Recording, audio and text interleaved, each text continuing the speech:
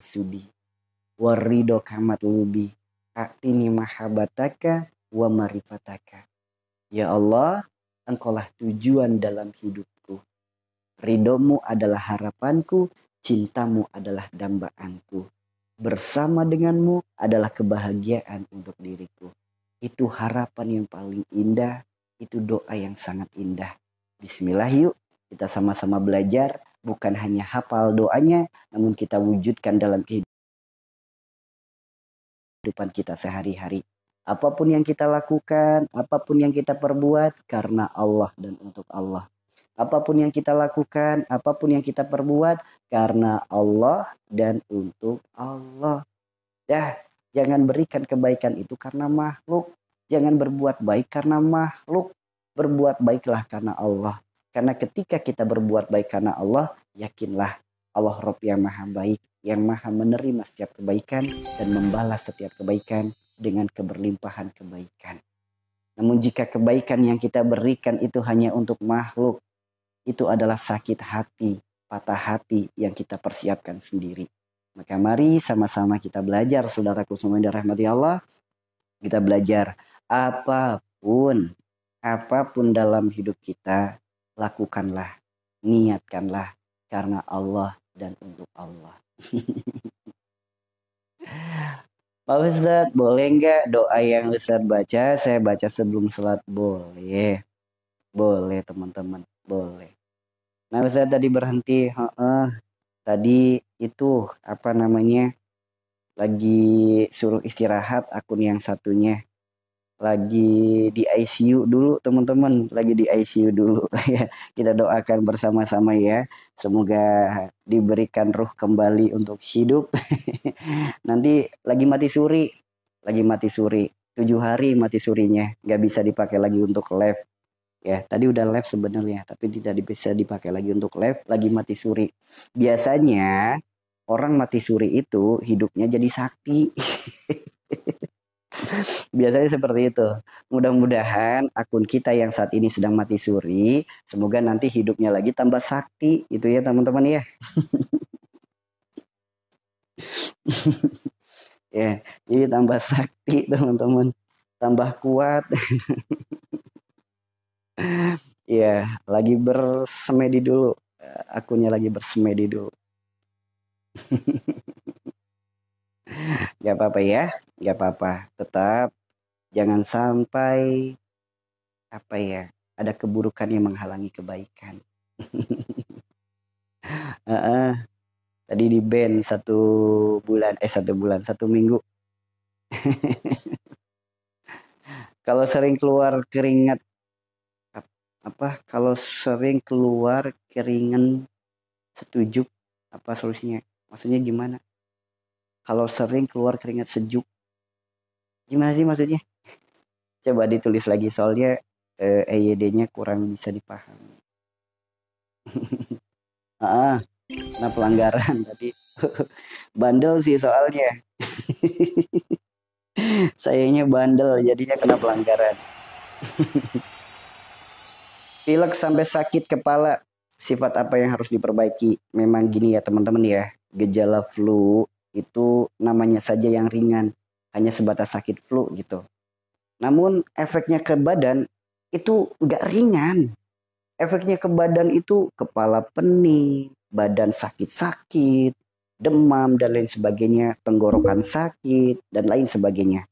Nah, flu itu biasanya dikaitkan dengan siklus alam. Barakallah Bu Rita, adanya perubahan alam, itu biasanya dikait-kaitkan dengan siklus alam. Nah, yang jadi pertanyaan, kenapa memasuki musim penghujan banyak orang yang langsung flu? Kenapa memasuki musim penghujan banyak orang yang langsung flu? Apakah hujan mendatangkan penyakit? Tidak, teman-teman. Hujan itu rahmat dari Allah. Ya, hujan itu rahmat dari Allah. Namun Allah berfirman dalam Al-Quran surat Al-Anfal ayat 11. Al-Quran surat Al-Anfal ayat 11. Di mana Allah berfirman, ternyata Allah turunkan hujan itu bukan hanya sebagai rahmat untuk alam semesta. Bukan hanya sebagai rahmat untuk diri kita. ternyata turunnya hujan juga juga menjadi jalan dibunuhnya segala setan yang ada dalam tubuh kita. Ya, mudah-mudahan TikTok diguyur air hujan ya teman-teman. Ya, jadi dimatikannya para setan yang ada dalam dada. Silakan buka Al-Quran surat Al-Anfal ayat 11 gitu. Jadi itu teman-teman, surat Al-Anfal ayat 11. Jadi turunnya air hujan adalah pembunuh setan yang ada di dalam dada. Nah, setan diciptakan dari api. Api terkena dingin. Gelas yang isi air panas, dibuang air panasnya, tiba-tiba diisi air dingin. Pecah nggak gelasnya? Pecah. Begitupun tubuh manusia. Ketika di dalamnya banyak penyakit-penyakit hati, sifat-sifat setan, maka terkena air hujan, maka pecah gelasnya. Pecah, maksudnya apa? Ngedrop badannya. Datang flu, datang pilek, datang demam. Yang pada intinya itu bukan penyakit, namun fase pembersihan. Karena disebutkan dalam sebuah kitab pengobatan, ternyata alam ini bisa meruqyah manusia. Atas izin Allah, alam itu bisa menjadi perantara ruqyahnya manusia. Ruqyah yang alami itu ada dua. Yang pertama air hujan, yang kedua mandi sebelum sholat subuh. Makanya banyak orang yang kehujanan akhirnya jadi pada sakit. Makanya ketika turun hujan, tugas kita yang paling utama ridho ketika terkena hujan. Pasti sehat. Namun kalau kita tidak ridho, ya nanti basah bajunya, ya nanti pusing, ya nanti sakit. Maka ketika ada rasa yang tidak ridho, maka terjadilah penyakit. Demam, flu, batuk, pilek, dan lain sebagainya. Beda antara kehujanan dan hujan-hujanan. Itu berbeda. Kehujanan itu biasanya orangnya nggak ikhlas tertetes air hujan. Ya, saat orang kehujanan, langkah apa yang dilakukan? Pakai mantel, ngebut dalam kendaraan. Supaya apa? Nggak basah bajunya. So, yang seperti itu biasanya demam. Namun, meskipun kita pakai mantel, kita ridho terkena tetesan air hujan, sehat. Ya, orang hujan-hujanan dengan orang kehujanan itu berbeda. Orang hujan-hujanan sehat, bahkan bisa menyembuhkan penyakit, bahkan bisa menjadi jalan kesuburan bagi yang sedang berikhtiar garis 2 perkara keturunan. Bahkan bisa menyempurnakan kembali jiwa seseorang yang stres, itu bisa sembuh. Makanya dahsyat hujan-hujanan itu. Namun kalau kehujanan, itu biasanya ada rasa tidak ridho terkena air hujan. Itu yang menyebabkan badan kita jadi sakit. Itu ya teman-teman ya. Jadi ketika ada yang flu, ketika ada yang lagi ngerasain pilek, efek terkena air hujan, maka saran dari saya, ketika turun hujan lagi, hujan-hujanan. Hujan-hujanan. Alhamdulillah ya Allah. Terima kasih ya Allah. Semoga dengan rahmat-Mu, dengan air hujan-Mu sebagai jalan kesehatan, kesembuhan untuk diri hamba. Dengan turunnya rahmat, menjadi rahmat pula untuk diri hamba. Jalan kesehatan, kesembuhan segala penyakit hamba. Wahai tentara Allah hujan, maafkan aku yang telah tidak ridho akan kedatangan-Mu di beberapa hari yang lalu. Aku minta maaf, jadilah teman untuk diriku, menyatulah denganku, jadilah obat segala penyakitku. Dengan air hujannya kita berdamai, kepada Allahnya kita memohon. Maka ketika hujan-hujanan, indah sekali rasanya, sehat badannya, bahagia hidupnya. Sok hujan-hujanan, bahagia. Apalagi habis hujan-hujanan dibilas. Habis dibilas, makan mie rebus, pakai telur, dikasih potongan cabai. Enak banget itu teman-teman. Ya, gitu ya. Habis hujan-hujanan, kemudian kita mandi dibilas, pakai air yang bersih. Kemudian masak mie, pakai telur, dikasih potongan cabai. Wah, enak banget itu. Kalau sering keluar keringat setujuk dari lutut ke bawah. Setujuk itu apa ya teman-teman ya? Keringat sejuk kali ya? Setujuk itu apa? Coba sebelum diklik, dikirim komentarnya, diperbaiki lagi huruf-hurufnya. Karena apa yang saya jawab khawatir beda dengan pertanyaan yang gagal saya pahami, sehingga khawatir jawabannya tidak sesuai. Gitu ya teman-teman ya. Kalau nggak dibilas nggak apa-apa kah? Gini teman-teman, Air hujan zaman sekarang dengan air hujan dengan zaman dulu itu berbeda. Air hujan zaman sekarang itu sudah bercampur dengan apa itu namanya? Apa sih namanya? Polusi. Udah bercampur dengan polusi udara. Makanya air hujan zaman dulu itu sejuk dan berasa tawar. Air hujan zaman sekarang itu berasa licin. Tuh teman-teman. Karena apa? Begitu mereka turun, di atas kita ada polusi udara. Sehingga turunnya juga membawa kotoran polusi. Maka saran saya, zaman dulu dan zaman sekarang beda. Zaman dulu setelah mandi air hujan, nggak dibilas, nggak apa-apa. Karena langit kita masih bersih. Apalagi teman-teman yang ada di ibu kota. Usahakan setelah terkena air hujan, usahakan dibilas. Kenapa? So, lihat langit ibu kota. Bukan biru lagi warnanya, melainkan abu-abu warnanya. Malam hari bukan bintang lagi yang terlihat, namun abu-abu langitnya. Ya, itu beda langit zaman sekarang dengan langit zaman dulu. Makanya kalau zaman sekarang, setelah hujan-hujanan, kalau bisa tetap dibilas. Ya, kalau bisa tetap dibilas. Kalau zaman dulu air hujan diminum aja enak. Ya, sambil hujan-hujanan masukin ke mulut. Ingat zaman kecil tuh saya tuh dulu. Enak gitu rasanya. Zaman sekarang tawar yang gimana gitu rasanya, kayak air payau gitu. Air yang apa ya, rasanya aneh gitu. Karena tidak dipungkiri langit kita sekarang sudah kotor. Buah daripada polusi, perbuatan tangan kita sendiri, perbuatan kita sendiri. Makanya ketika air itu turun, membersihkan pula polusi-polusi udara. Nah, efeknya apa? Airnya jadi tidak sebersih zaman dulu. Makanya setelah hujan-hujanan, kalau bisa dibilas pakai air bersih. Sok, teman-teman yang ada di ibu kota, ada nggak di sini? Sok, lihat langit ibu kota. Ketika panas sedang luar biasa, kalau lagi mendung semua langit sama, gelap ya. Namun lihat ibu kota, meskipun suasananya lagi cerah, langitnya bukan biru, langitnya abu-abu. Sok teman-teman lihat langit ibu kota. Ya. Jakarta dan sekitarnya ya, Jakarta sekitarnya, Tangerang, Bekasi dan lain sebagainya. Sok, lihat langitnya bukan lagi biru tapi abu-abu. Kenapa? Polusi udara. Apalagi daerah-daerah kawasan industri, daerah-daerah pabrik, Cikarang, Karawang, Bekasi, Tangerang, Priuk dan lain sebagainya. Itu udah pasti abu-abu teman-teman. Ya. Ada di Jakarta. Betul nggak di Jakarta itu langitnya abu-abu? Iya. Sok yang di Jakarta, langitnya abu-abu kan, bukan lagi biru, karena itu polusi udara. Makanya air hujannya zaman dulu dengan zaman sekarang berbeda. Air hujannya zaman dulu itu seger gitu teman-teman. Seger, air hujannya zaman sekarang licin banget ke kulit tuh. Ya, licin. Begitupun sama di daerah kami, meskipun masih pedesaan, namun tetap langit kita itu sama. Satu, meskipun di sini mungkin polusinya tidak sebanyak di ibu kota, tetap aja geser-geser juga ke sini, gitu teman-teman. Makanya air hujan zaman sekarang tuh licinnya luar biasa ke kulit. Sok teman-teman, licinnya luar biasa. Kalau zaman dulu air hujan tuh enak gitu, seger ke badan. Zaman sekarang tuh licin, itu karena polusi udara. Ya, buah daripada kesalahan kita sendiri. Bukan kesalahan orang lain, kesalahan kita sendiri kok. Ya, sama karena kita juga pemakai kendaraan, ya kan? Jadi jangan salahkan orang lain.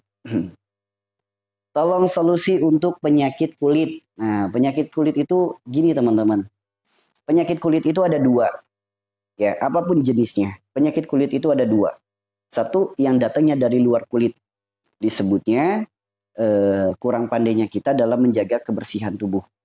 Kalau datangnya dari luar kulit, mungkin karena faktor lingkungan yang kotor, air yang kurang higienis, handuk yang nggak pernah dijemur, nggak pernah dicuci, atau mungkin sabun satu batang dipakai untuk semua, atau di dalam rumah kita banyak hal-hal yang kotor, itu ketika gatal yang munculnya di luar kulit. Sedangkan gatal itu identik dengan darah. Ketika ada penyakit gatal, apalagi yang muncul dari dalam kulit, itu adalah penyakit yang identik dengan darah. Darah disebut sifat.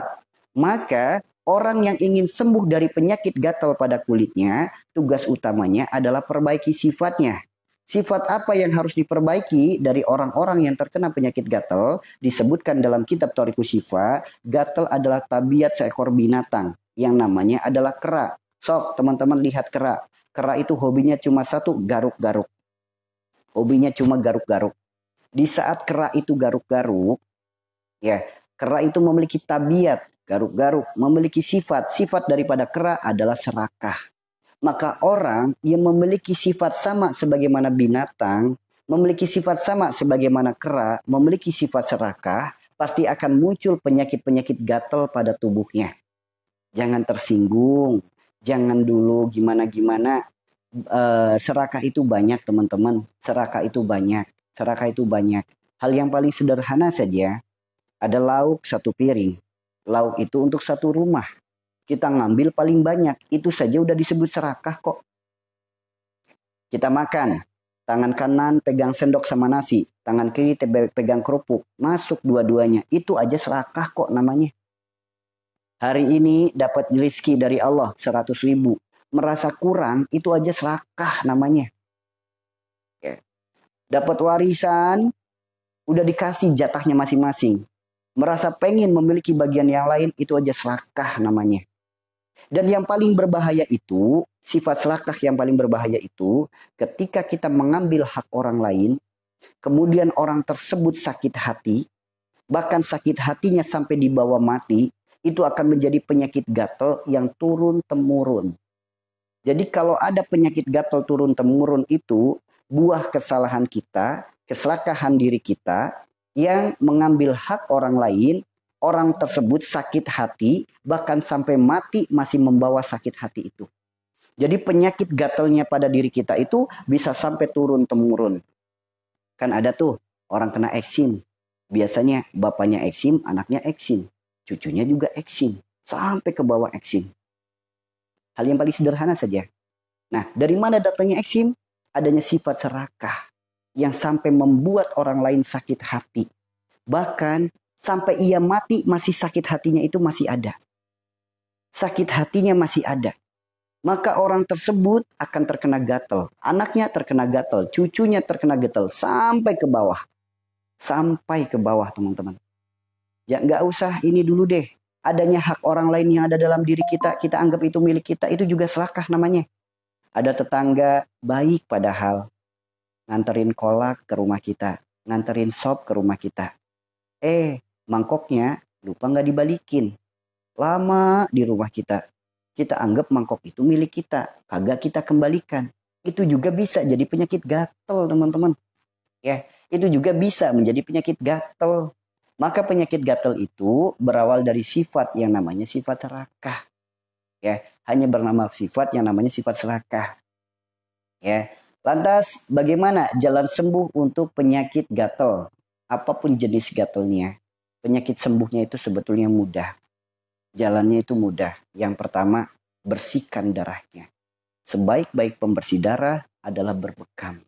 Jadi orang yang punya penyakit bekam, punya penyakit gatal itu berbekam itu luar biasa. Di mana titik bekamnya? Yang paling utama adalah titik kahil. Titik kahil itu mana? Punuk. Ini di bawah leher, sambungan pundak yang bentuknya ngejendol. Itu namanya punuk. Itu adalah titik kahil. Titik yang sangat luar biasa untuk berbekam. Disebutkan oleh Rasulullah 72 penyakit sembuh. Maka berbekamlah di titik itu. Kemudian titik apa lagi yang harus dibekam? Titik hati. Titik hati itu di mana? Hampir mirip dengan titiknya pankreas. Cuma kalau pankreas melebar, kalau hati menyempit. Di mana titiknya? Kurang lebih 2 sampai 3 ruas jari di bawah belikat kita, dibekam di situ. Nah, nanti hatinya bersih. Ya, nanti hatinya bersih, kemudian hati itu liver ya. Nanti livernya jadi bersih. Kemudian empedunya bersih. Kemudian ginjalnya juga ikut bersih. Sehingga insya Allah penyakit-penyakit gatal sembuh. Lantas solusi apa lagi yang bisa dilakukan? Mandi. Yang pertama, mandi air hujan. Yang kedua, mandi sebelum sholat subuh. Yang ketiga, mandi ditambah sedikit garam airnya. Jadi kalau mandi air garam, itu bisa menjadi jalan sembuh penyakit-penyakit gatal teman-teman. Ya. Mandi air garam itu bisa menjadi jalan sembuh penyakit-penyakit gatal. Apapun jenis penyakit gatalnya. Silakan bisa diikhtiarkan dengan mandi air garam. Karena mandi air garam itu memiliki manfaat yang sangat luar biasa. Bukan hanya sebagai jalan sembuh penyakit-penyakit kulit. Mandi air garam itu bisa juga jadi jalan ikhtiar sembuh untuk mengeluarkan segala yang kotor, segala yang buruk, segala yang tidak baik, segala yang mengganggu, segala asbab sakit, segala penyakit, bahkan gangguan gaib. Tuh teman-teman, itu mandi air garam. Bukan hanya hal itu, mandi air garam juga memiliki manfaat yang sangat luar biasa. Apa manfaat mandi air garam? Yang kedua, menyempurnakan kembali struktur jaringan tulang kita. Sendi-sendi kita, syaraf-syaraf kita, seluruh organ dalam tubuh kita sempurna kembali, teman-teman. Makanya silakan mandi air garam. Ya, mandi air garam. Karena mandi air garam itu memiliki manfaat sangat luar biasa. Mandi air hujan memiliki manfaat sangat luar biasa. Bahkan disebutkan dalam Al-Quran, surat Al-Anfal ayat 11. Yang ketiga, mandi sebelum sholat subuh. Itu memiliki manfaat sangat luar biasa. Sok, tinggal dipraktekin, tinggal diikhtiarkan. Namun satu hal saudaraku, sembuh itu bukan terletak pada ikhtiar kita. Sembuh itu terletak pada kesadaran akan kesalahan kita. Kita melakukan ikhtiar, meskipun ikhtiar itu disebutkan di Al-Quran. Kita melakukan ikhtiar, meskipun ikhtiar itu dicontohkan oleh Rasulullah. Namun ikhtiar terus kita kedepankan, kesadaran akan kesalahan tidak kita lakukan, maka ikhtiar itu hanya sebatas ikhtiar. Hasilnya tidak maksimal. Jika kita ingin sembuh tuntas sampai ke akar-akarnya, yang paling utama adalah mengakui kesalahan, sadar akan kesalahan, bertobat kepada Allah, berjanji untuk tidak mengulanginya lagi. Baru mohon ridho dari Allah dengan ikhtiar yang akan kita kerjakan. Ikhtiar sesuai dengan tuntunan Al-Quran dan sunnah Nabi kita. Seperti itu ya teman-teman ya. Seperti itu. Iya, mandi air hujan tuh hujan-hujanan. Jangan takut hujan, justru hujan-hujanan tuh malah sehat. Al-Quran surat Al-Anfal ayat 11 bagi orang-orang yang takut dengan air hujan. Tuh, hujan itu sembuh semua penyakit sebagai pembunuh setan yang ada dalam dada. Makanya air hujan itu dalam sebuah kitab pengobatan disebutnya air ruqyah alami. Seperti itu ya. Kalau sering keluar keringat dingin dari lutut ke bawah, apa solusinya? Mandi air hujan bisa. Terapi Nabi Ayub bisa. Berbekam bisa. Kemudian mandi air garam bagus. Tinggal dikerjakan saja. Ya, tinggal dikerjakan saja. Apa sih menyebabkan kaki jadi dingin? Ingat, keluarnya keringat dingin dari tubuh kita disebutkan dalam kitab Thariqus Syifa itu adalah cara atau tanda keluarnya air liur setan dari dalam tubuh. Ya, ketika keluar keringat dingin dari tubuh kita, itu adalah tanda keluarnya air liur setan dari dalam tubuh. Jangan ditertawakan. Ini sesuai dengan sabda yang disampaikan oleh Rasulullah. Dari mana datangnya keluar keringat dingin itu? Yang pertama, makan dan minum dengan tangan kiri. Ini yang pertama. Jadi kalau kita sering makan dan minum dengan tangan kiri, nanti akan berdampak buruk pada keringat-keringat dingin. Jadi lemas, jadi kebas, bawaannya jadi gemetar, kayak mau pingsan, kayak mau sempoyongan. Itu liur setan disebutnya teman-teman. Karena Rasulullah sendiri yang bersabda, makan dan minumlah dengan tangan kanan. Jangan makan dan minum dengan tangan kiri.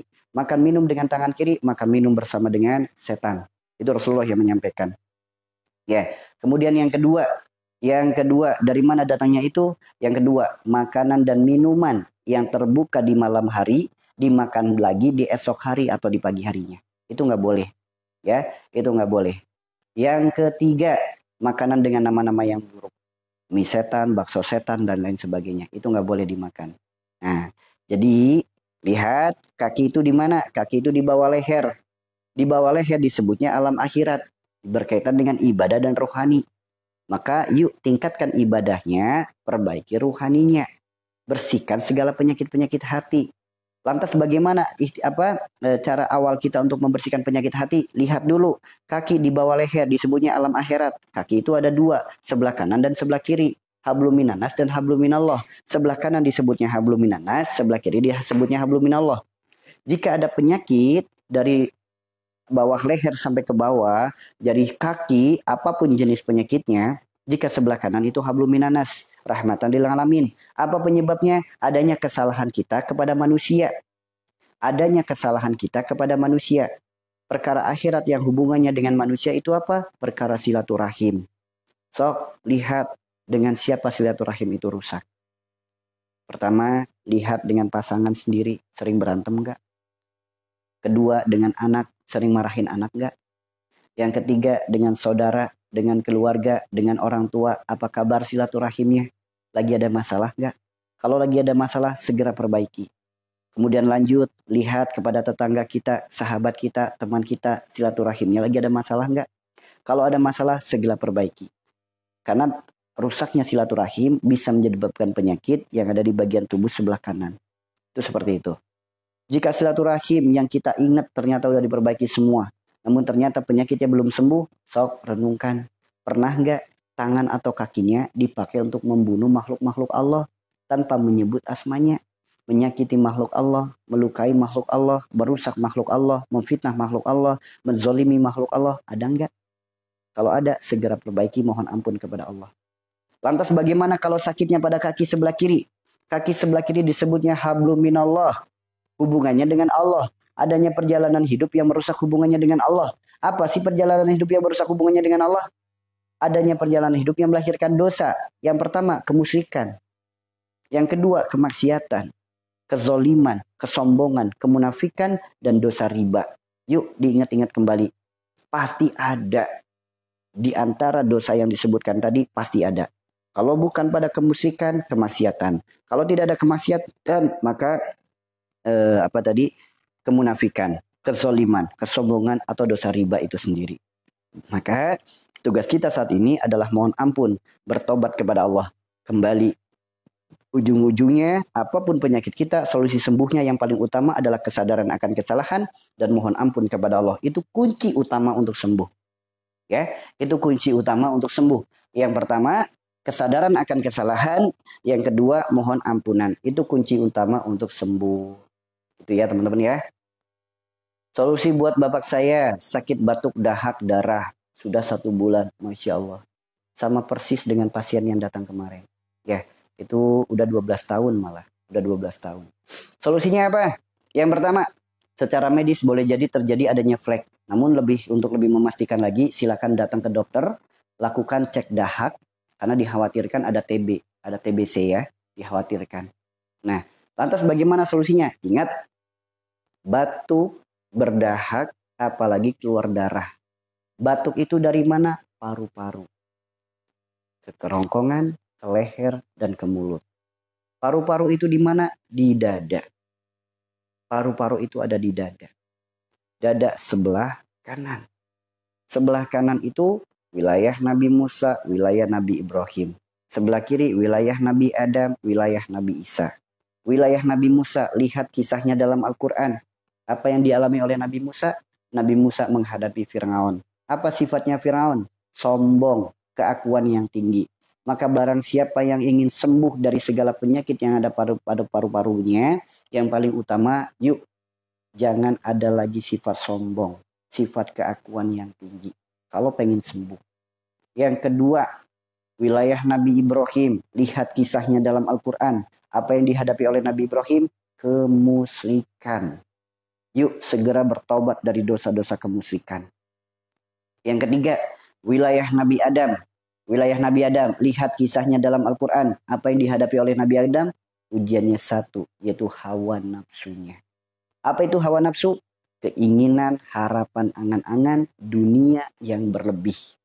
Makanya, siapapun yang memiliki penyakit pada dadanya, yuk tundukkan keinginan, harapan, angan-angan, kekhawatiran dunia yang berlebih. Tundukin. Ya, tundukin. Kemudian, yang keempat, wilayah Nabi Isa. Wilayah Nabi Isa, lihat kisahnya dalam Al-Quran. Berkaitan dengan sosial dan keluarga. Maka tugas kita saat ini, perbaiki sosial kita. Jangan sampai sosial kita bermasalah. Gak pernah bergaul, gak pernah ikut kerja bakti, gak pernah aktif di lingkungan, hidup pengennya maunya sendiri, gak peduli dengan lingkungan, gak peduli kegiatan lingkungan, gak mau berbaur dengan tetangga. Itu gak boleh teman-teman. Ya, itu gak boleh. Ya, tujuan kita baik. Bukan untuk gibah kok. Kalau tujuannya untuk gibah ya jangan. Yang penting ketika melihat orang gibah sekalipun ya kita tetap bergaul dengan mereka. Gaulnya kita jadi cahaya yang membawa kebaikan. Bukan malah ikut-ikutan. Gitu ya. Nah kemudian lantas bagaimana jalan sembuhnya? Oh iya ada satu lagi wilayah leher. Leher adalah batas antara dunia dan akhirat. Adanya kita di dunia kita dilahirkan oleh orang tua. Adanya kita di akhirat meninggalkan warisan. Yaitu anak keturunan kita. So, adanya ucapan perilaku perbuatan yang menyakiti hati orang tua, menggores luka hati orang tua, itu bisa jadi penyebabnya. Atau mungkin adanya sikap perilaku perbuatan yang menyakiti hati anak, itu juga bisa jadi penyebabnya. Makanya sampai berkeluar dahak, bahkan dahaknya berdarah. Yuk, boleh jadi ada luka yang berdarah-darah pada hati orang tua, buah daripada sifat perilaku perbuatannya. Atau mungkin ada luka sampai berdarah-darah pada hati anaknya, buah daripada sikap perilaku perbuatannya. Tuh, makanya poin yang paling utama jalan sembuhnya adalah mohon ampun kepada Allah.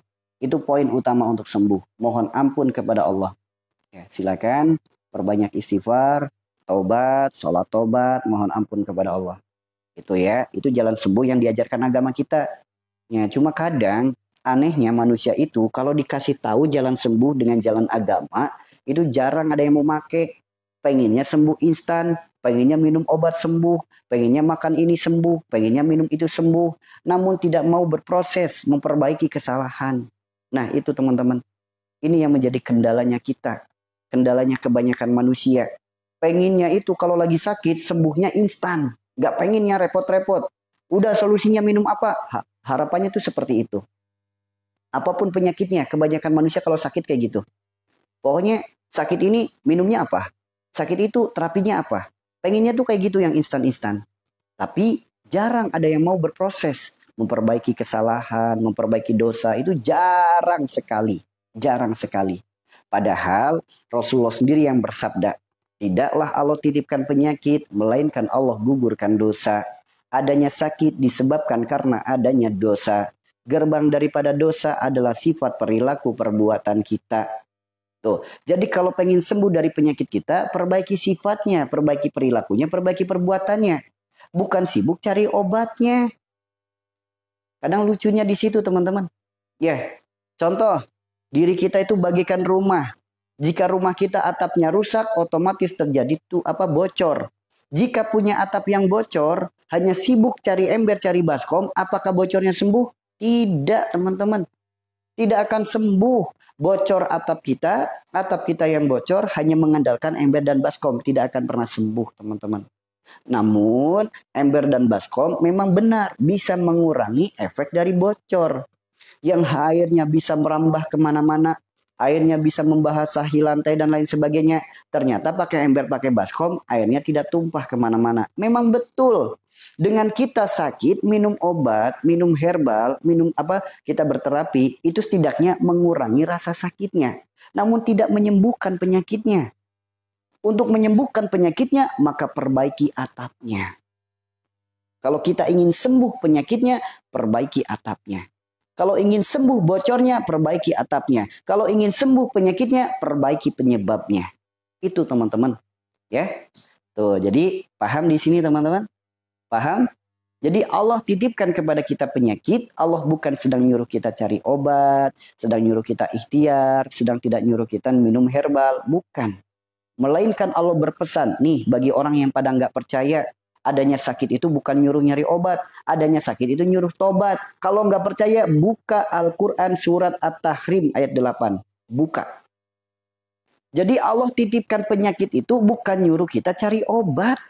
Melainkan Allah berpesan, ya ayyuhalladzina amanu tubu ilallahi taubatan nasuha. Asarabukum ayyukafir ngankum sayyiatikum wa yudkhilakum jannah wa yudkhilakum jannatin tajri min tahtihal anhar yauma la yuzillahu nabiyya walladina amanu ma'ah nuruhum yas'a baina aydihim wa bi aymanihim yaquluna rabbana atmim lana nurrana waghfir lana innaka ala kulli syai'in qadir. Itu perintah Allah. Adanya sakit bukan nyuruh nyari obat. Adanya sakit itu memerintahkan diri kita untuk taubat. Maka kalau kita merasa kita adalah umat muslim, kita adalah sadar diciptakan oleh Allah, diperintahkan untuk ibadah, maka tugas kita adalah taat dan patuh kepadanya. Ngakunya orang Islam, tapi nggak mau taat sama Tuhannya. Nah ini yang kadang jadi masalah. Maka terjadilah penyakit yang sering kambuh, penyakit yang sulit sembuh, penyakit yang menghabiskan harta, ikhtiar kemana-mana, rumah tangga jadi berantakan, warisan jadi habis, semuanya habis untuk berobat. Ya, begitu ya teman-teman ya. Makanya siapapun yang sedang sakit, Allah itu bukan lagi nyuruh nyari obat. Allah bukan lagi nyuruh ikhtiar, datang ke sana, datang ke sini. Enggak. Allah itu berpesan dengan adanya sakit, nyuruhnya taubat. Karena sakit itu bentuk cinta dan kasih sayang Allah kepada diri kita. Boleh jadi adanya kesalahan yang terus kita lakukan, istighfarnya nggak pernah. Adanya dosa yang terus kita perbuat, taubatnya nggak pernah. Allah tahu kesalahan kita, Allah tahu dosa kita berdampak buruk pada akhirat kita. Allah maha pengasih, maha penyayang. Allah nggak pengen akhirat kita sengsara. Maka ditegurlah di alam dunia supaya kembali ingat kepada Tuhannya. Namun kebanyakan kita lagi sakit bukannya ingat dengan Allah. Justru kebanyakan kita kalau lagi sakit ingatnya obat. Kebanyakan kita kalau lagi sakit bukannya ingat dengan Allah. Kebanyakan kita kalau lagi sakit justru menyalahkan orang lain. Kadang menyalahkan makanan. Itu teman-teman. Makanya penyakitnya nggak sembuh-sembuh. Sulit sembuh-sembuh. Nah dari situ ya. Maka poin yang paling utama jalan kesembuhan segala penyakit itu bukan apa obatnya. Melainkan siap tobat atau tidak. Itu teman-teman. Kesadaran akan kesalahan adalah gerbang utama untuk sembuh. Kesadaran akan dosa gerbang utama untuk mendapatkan kesembuhan. Ya. Dari sini paham teman-teman? Ya. Penyakit jantung gimana? Aku sadar aku pendosa. Alhamdulillah sama kita semua yang ada di room ini adalah para pendosa yang sedang belajar menjadi orang baik. Kita semua yang ada di room ini adalah para pendosa yang sedang belajar untuk menjadi baik. Karena apa teman-teman? Allah itu mencintai sang pendosa yang mengakui kesalahannya lalu ia bertobat daripada orang soleh, orang alim yang merasa dirinya nggak punya salah. Terkadang yang bikin lucu, soleh kagak, alim kagak, merasa nggak punya salah, merasa nggak punya dosa, itu aneh. Padahal yang sudah soleh, sudah alim, merasa nggak punya dosa saja Allah benci. Gimana orang soleh kagak, alim kagak, merasa nggak punya salah, dah, syukur-syukur nggak dipites oleh alam. Ya, gitu ya teman-teman ya. Bagi teman-teman yang memiliki penyakit jantung, apapun jenis nama penyakitnya, jantung itu disebutnya wilayah Nabi Adam. Ingat, dalam tubuh manusia itu miniaturnya bumi. Dalam kitab pengobatan, sebelum adanya ilmu medis, ada satu kitab namanya kitab Asy-Syifa yang ditulis oleh Ibnu Sina. Ada juga kitab-kitab yang lain yang ditulis oleh Ibnu Qayyim Al-Jauziyah. Tubuh manusia itu adalah miniaturnya bumi. Nah, tubuh manusia itu bisa dipakai untuk mendiagnosa penyakit, penyebab penyakit dari sifat perilaku perbuatan yang sama. Nah, namun sangat disayangkan kitab itu dicuri di saat hancurnya Utsmani ya teman-teman ya, hancurnya kekhalifahan. Kitab itu dicuri oleh orang barat, dipelajari oleh orang barat, maka terciptalah penyakit medis. Nah, penyakit medis itu sok kalau ingin mengetahui penyakit seseorang, caranya sama yang dilakukan oleh ulama-ulama kita terdahulu. Dicek kelopak matanya, dicek langit-langit mulutnya, dicek lidahnya, dicek darahnya, bahkan dicek urinnya, dan lain sebagainya. Itu adalah cara untuk mendiagnosa dari mana datangnya penyakit. Begitupun alam dalam tubuh kita. Alam dalam tubuh kita itu terbagi berbagai macam alam. Yang pertama, bagian depan disebutnya alam kenabian, bagian belakang disebutnya alam kewalian.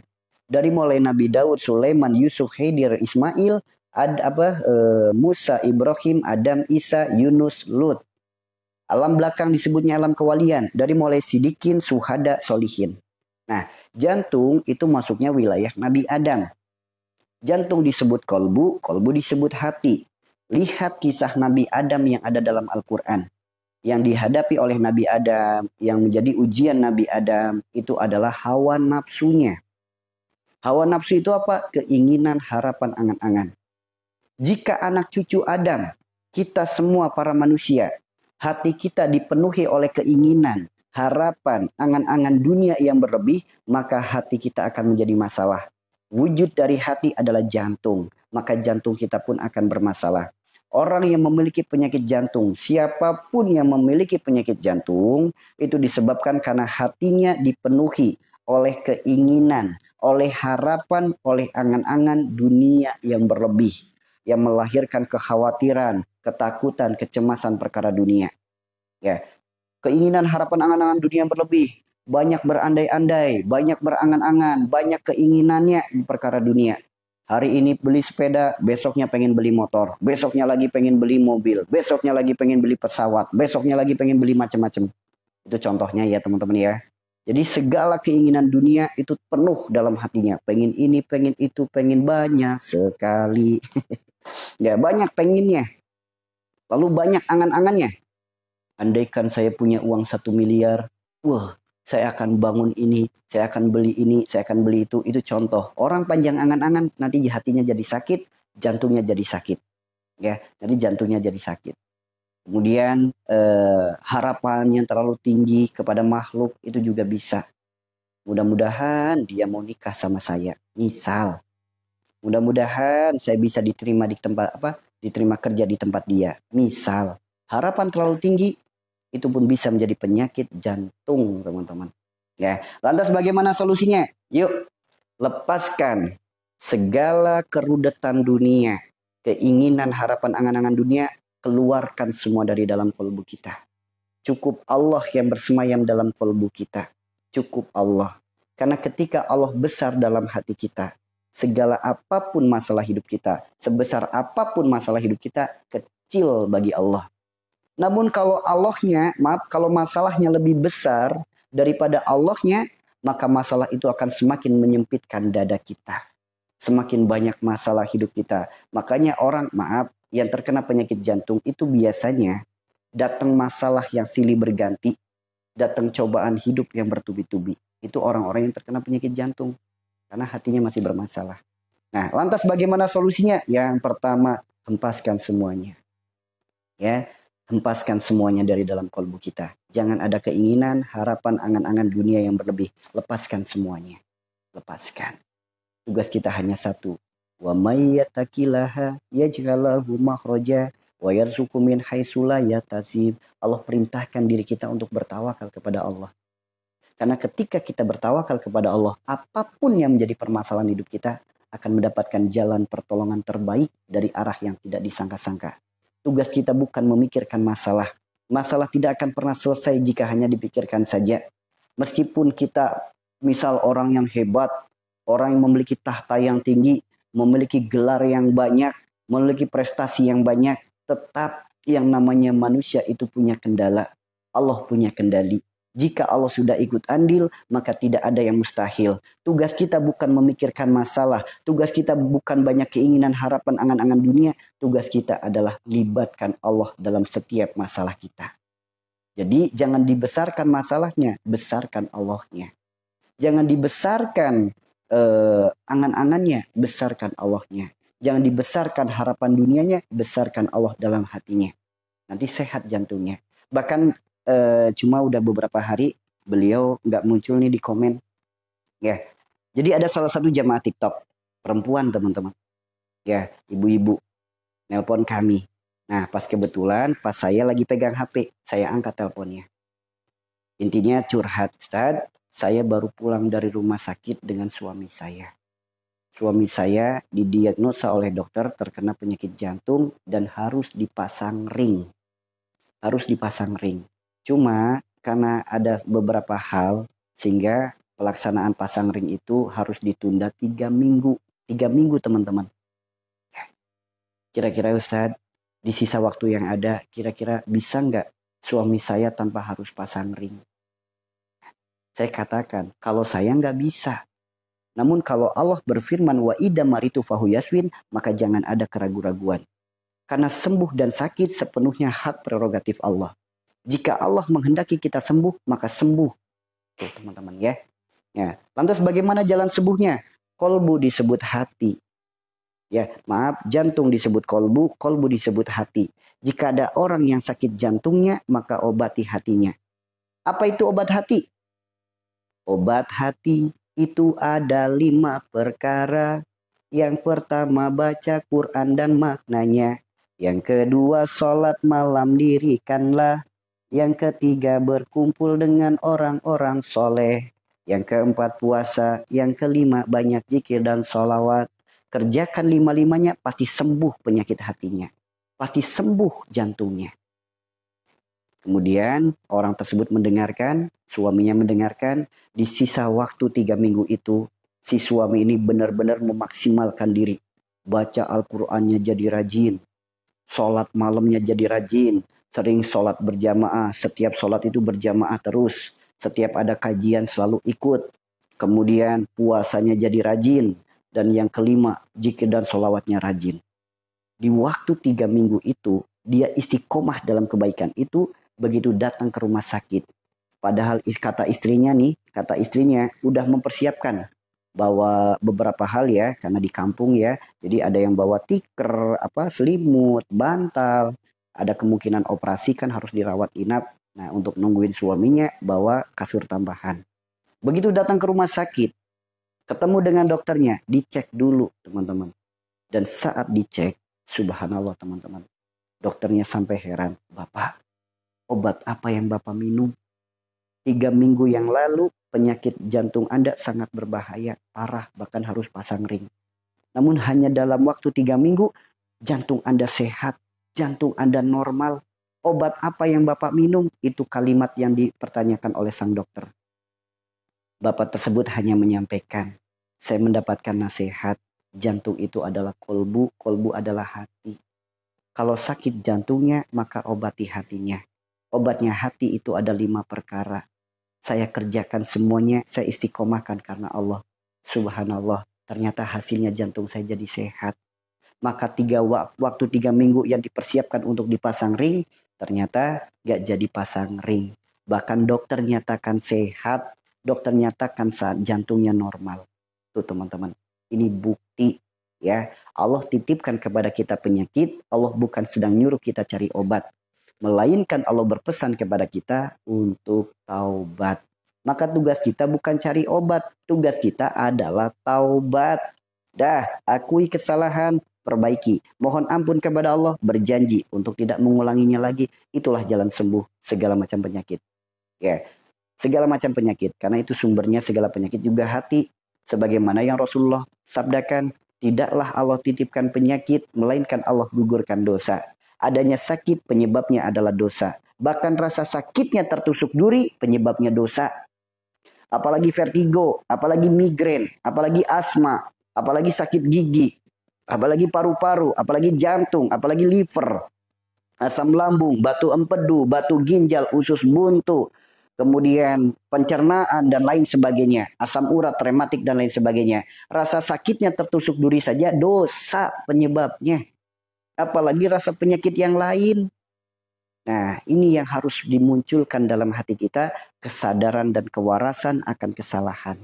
Kesadaran akan dosa agar terlahir kewarasan. Sok, orang sadar akan kesalahan, perbaiki kesalahannya, pasti jadi orang waras. Ya, pasti jadi orang waras. Gitu ya teman-teman ya. Hipertensi. Hipertensi atau tekanan darah tinggi. Segala penyakit yang berkaitan dengan darah, yaitu penyakit yang berkaitan dengan sifat orangnya. Darah disebut sifat, darah disebut ruh. Jadi kalau ada orang yang punya penyakit berkaitan dengan darah, perbaiki sifatnya, perbaiki ruhaninya. Sebagai bukti, orang kalau dicabut nyawanya, dicabut ruhnya, darahnya hilang nggak? Hilang. Ini bukti darah disebut ruh. Orang ketika meninggal, ruhnya dicabut, darahnya hilang. Darah yang hilang bersih nggak? Belum tentu. Lain halnya ketika ada orang sifatnya baik, perilakunya baik, perbuatannya baik. Ketika ruhnya dicabut, darahnya hilang, darahnya juga bersih. Itulah darahnya orang-orang soleh. Orang soleh itu orang yang sifatnya baik, perilakunya baik, perbuatannya baik. Maka banyak orang soleh ketika meninggal, badannya itu wangi. Ketika dimakamkan, jasadnya tetap utuh. Nah, inilah orang-orang soleh. Mungkin teman-teman sering mendengar kisahnya, pernah melihat videonya, di mana banyak orang-orang soleh ketika makamnya dibongkar, berpuluh-puluh tahun yang lalu meninggalnya, ternyata jasadnya masih utuh. Ini bukti ya, sifat perilaku perbuatan yang baik akan menghantarkan kebaikan. Namun apa halnya ketika sesuatu itu terjadi pada diri kita? Kita manusia yang sifatnya kadang baik, kadang buruk, perilakunya kadang baik, kadang buruk, perbuatannya kadang baik, kadang buruk. Kita belum jadi orang baik, kita belum jadi orang soleh. Ketika kita meninggal, ruh kita dicabut, darah kita hilang. Darah yang hilang belum tentu bersih. Karena buah daripada sifat perilaku perbuatan kita akan menjadi darah-darah yang kotor. Darah dan yang kotor ini tidak ikut hilang. Karena Allah Rabb yang Maha Suci. Allah memanggil, ya ayuhal nafsul mutmainah. Hanya jiwa-jiwa yang tenang, jiwa-jiwa yang bersih yang Allah ambil. Yang kotor tetap tertinggal di alam jasad kita. Darah kotor yang tertinggal di dalam jasad kita, begitu kita dimakamkan, meledak badan kita. Digerogoti belatung badan kita.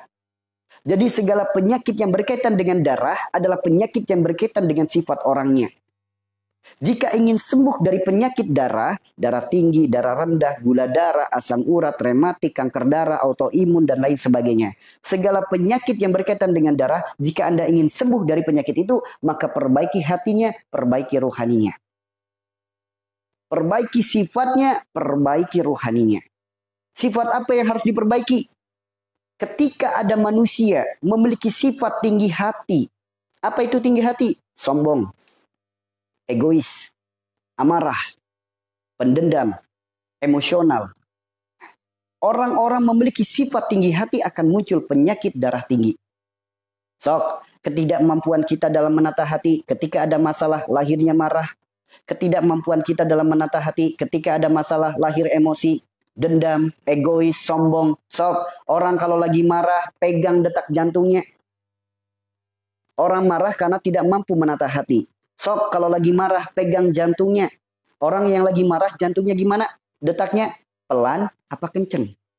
Saya tanya teman-teman, orang kalau lagi marah detak jantungnya pelan apa kenceng?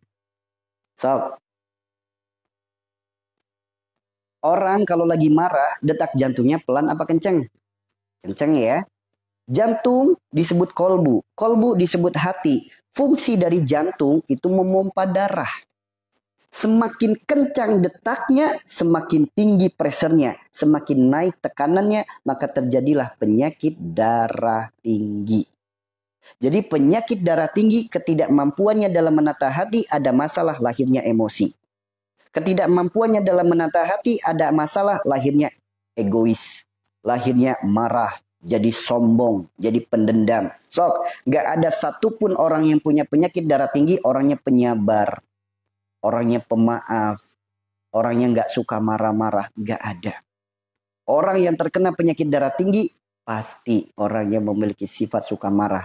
Namun jangan dibalik. Wajar dia mah suka marah-marah, soalnya dia punya penyakit darah tinggi. Darah tingginya yang disalahin. Kebalik cuy. Justru marah-marahnya itulah yang menyebabkan penyakit darah tinggi. Maka kalau pengen sembuh, saya tanya. Orang yang suka marah-marah, solusi sembuhnya perbaiki rohani apa minum obat? Yuk, saya tanya teman-teman. Orang yang suka marah-marah, orang yang suka emosi, egois, sombong, pendendam. Yang harus diobatin rohaninya. Apa harus minum obat kimia? Apa harus minum obat herbal? Kira-kira jalan sembuhnya gimana? Makanya kalau pengen sembuh penyakit darah tinggi, perbaiki sifatnya. Supaya sehat rohaninya. Perbaiki sifatnya supaya sehat rohaninya. Jangan lagi ada sifat amarah, emosi, pendendam, egois, sombong. Jangan lagi ada sifat itu. Perbaiki. Kalau pengen sembuh. Yang biasanya ada masalah jadinya marah. Sekarang ada masalah jadinya sabar. Allah sendiri yang berfirman. Innallaha ma'as sabirin. Sesungguhnya Allah bersama dengan orang-orang yang sabar. Bagaimana mungkin sabar memiliki batasan? Sedangkan yang membersamainya adalah Rob yang maha tak terbatas. Maka jangan pernah batasi diri kita kepada Allah hanya gara-gara tidak sabar. Berarti orang yang darah tinggi, mohon maaf. Tanda ia tidak sabar. Tanda ia jauh dari Allah. Ini ya. Ini ilmu kesembuhan, ilmu pengobatan yang ada dalam agama kita. Jika Anda ingin nasihat, ingin saran di luar dari agama, silakan. Namun inilah jalan sembuh yang diajarkan oleh agama kita. Jika Anda ingin mencari jalan yang lain, silakan. Maka bagi teman-teman yang terkena penyakit darah tinggi, bukan obat, bukan herbal, bukan terapi solusinya. Tugasnya adalah perbaiki sifatnya, perbaiki perilakunya, perbaiki perbuatannya. Sifat-sifat amarah, pembenci, sombong, hilangkan dari dalam hati. Hilangkan. Kedepankan sabar, bukan emosi. Oke? Bismillah insya Allah siap.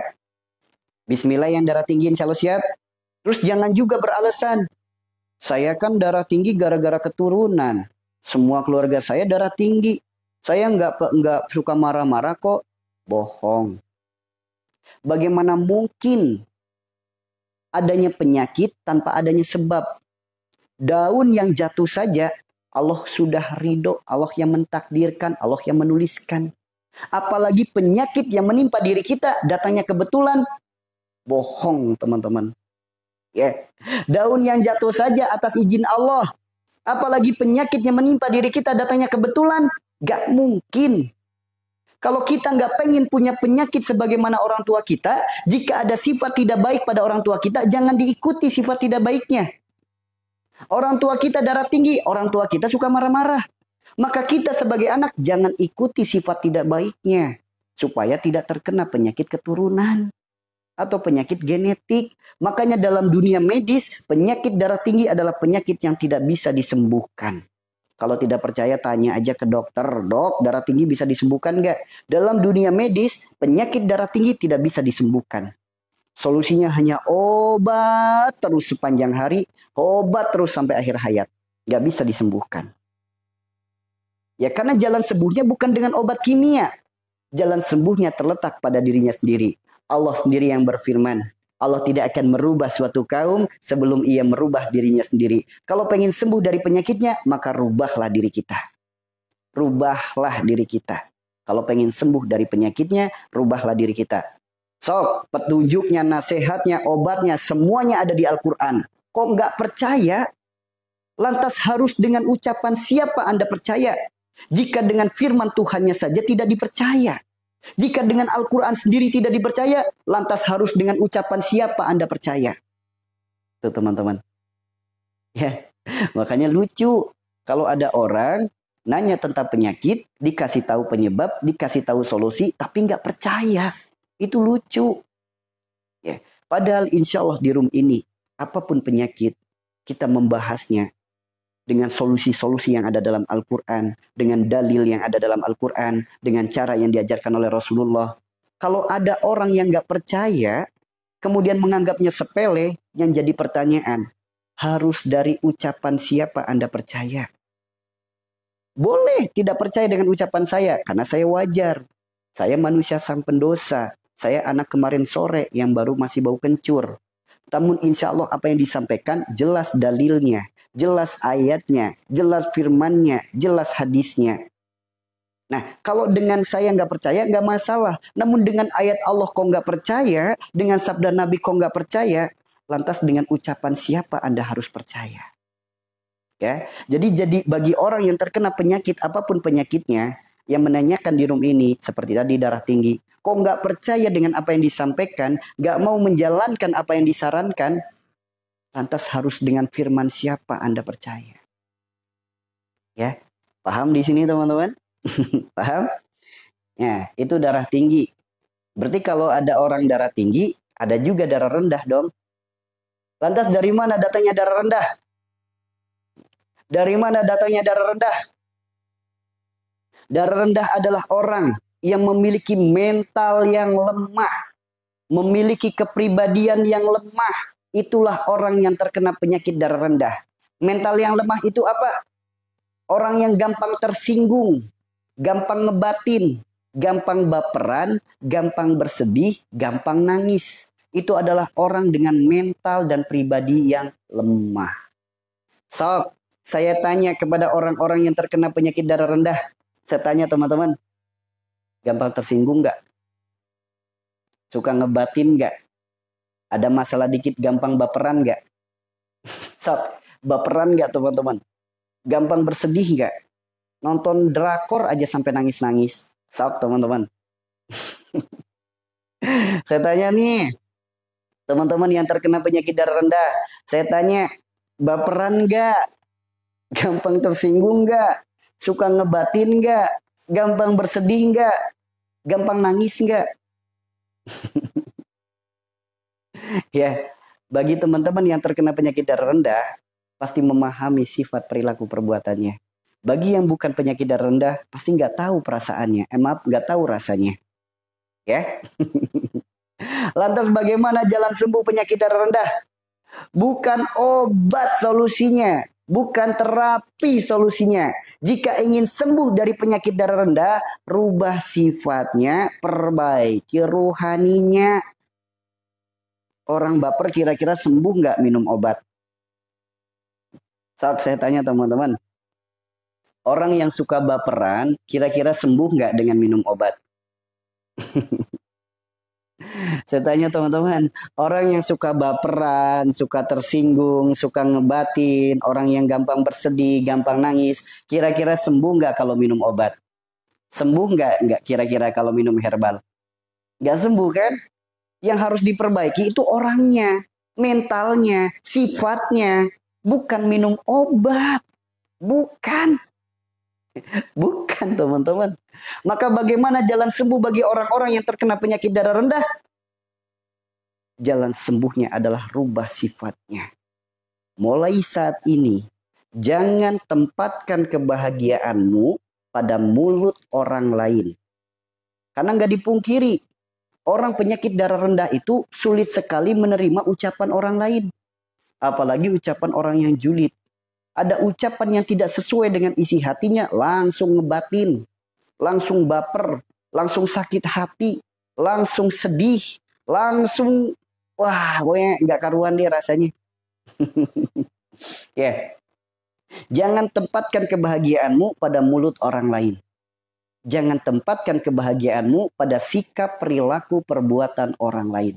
Jadi, mulai saat ini jangan tempatkan kebahagiaan pada mulut orang lain, pada sikap orang lain, pada perilaku orang lain, pada perbuatan orang lain, pada keadaan. Jangan, teman-teman. Ya, suami sikapnya lagi nggak pas sedikit, baper, sedih, ngebatin, nangis, sok darah rendah. Keadaan lagi sulit dikit, baper, sedih, meratap, nangis, sok darah rendah. Darah rendah, teman-teman. Nah, dari situ datangnya penyakit darah rendah. Kalau pengen sembuh dari penyakit dari darah rendah, maka jangan baperan lagi. Jangan suka ngebatin lagi. Jangan gampang bersedih, jangan gampang nangis. Ya, yuk kuatin mentalnya. Jangan lemah mentalnya. Oke? Oke, teman-teman. Karena sesungguhnya tidak ada rasa sakit hati jika kita tidak izinkan rasa sakit itu masuk ke dalam hati. Tidak ada rasa kecewa, tidak ada rasa sedih jika kita tidak izinkan rasa sakit itu masuk ke dalam hati. Jadi bahagia itu milik kita. Jangan tempatkan kebahagiaan pada mulut orang lain.